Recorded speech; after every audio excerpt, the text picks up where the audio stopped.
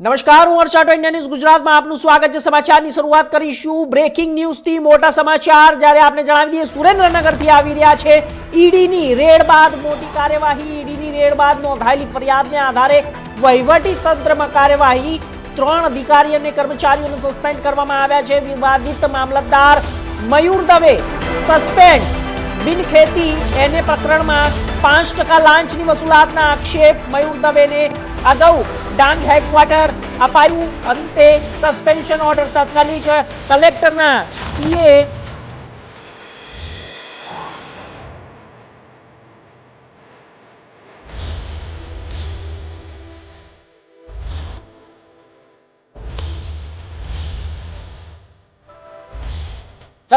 પીએ Jayrajsinh Jhala suspend. આપણે જણાવી દઈએ કે પીએ જયરાજસિંહ ઝાલા સસ્પેન્ડ કરી દેવામાં આવ્યા છે। અને આ સાથે જ સુરેન્દ્રનગરમાં ઈડીની રેડ બાદ હાલ તમામ કાર્યવાહી સામે આવી છે। ફરિયાદને આધારે વહીવટી તંત્રમાં કાર્યવાહી।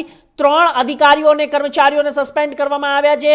વિવાદિત મામલતદાર મયુર દવે સસ્પેન્ડ। બિનખેતી એનેમાં પ્રકરણનો કેસ, જ્યારે 5% લાંચ વસૂલાતના આક્ષેપ। મયુર દવેને અગાઉ ડાંગ હેડક્વાર્ટર અપાયું હતું। અંતે સસ્પેન્શન ઓર્ડર તાત્કાલિક કલેક્ટરના પીએ જયરાજસિંહ ઝાલા સસ્પેન્ડ। ક્લાર્ક મયુરસિંહ ગોહિલ સામે પણ કાર્યવાહી। સુરેન્દ્રનગર જિલ્લા કલેક્ટર દ્વારા સસ્પેન્શન આદેશ જારી। જ્યારે કલેક્ટર આર.કે. ઓઝા સામે ટૂંક સમયમાં પગલાંની સંભાવના। એને જમીનનો પ્રકરણ છે। 25% અને 5% લાંચના ગંભીર આક્ષેપો। આશરે 1500 કરોડના જમીન વ્યવહારો સામે આવ્યા। વધુ અધિકારીઓ સામે પણ તપાસનો દોર શરૂ થઈ ગયો છે। ઈડીની કાર્યવાહી બાદ જિલ્લામાં ભારે હલચલ। વહીવટી તંત્રમાં ચકચાર અને તંગદિલીનો માહોલ છે।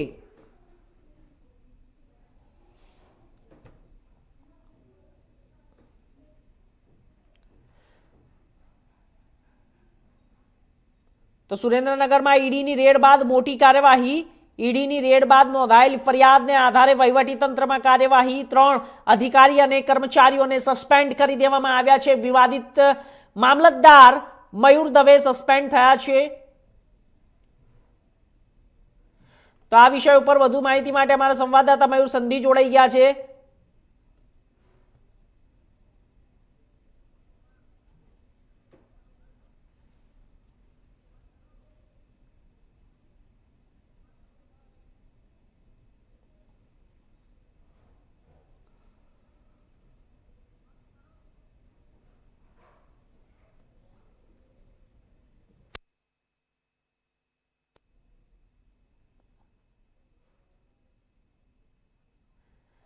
મયુર, શું છે આખી આ ઘટના? જ્યારે આખો આ પ્રકરણ સામે આવ્યું છે, મામલો શું છે?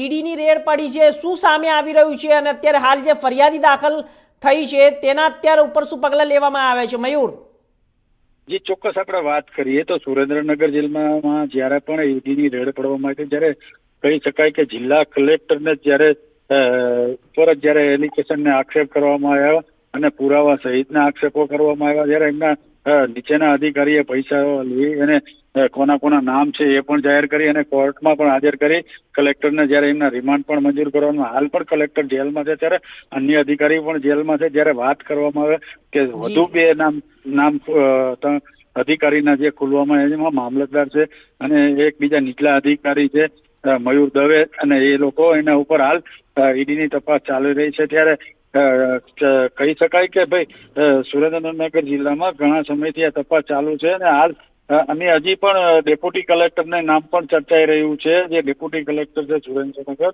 એમનું પણ નામ હાલ આ પ્રકરણમાં ચર્ચાઈ રહ્યું છે।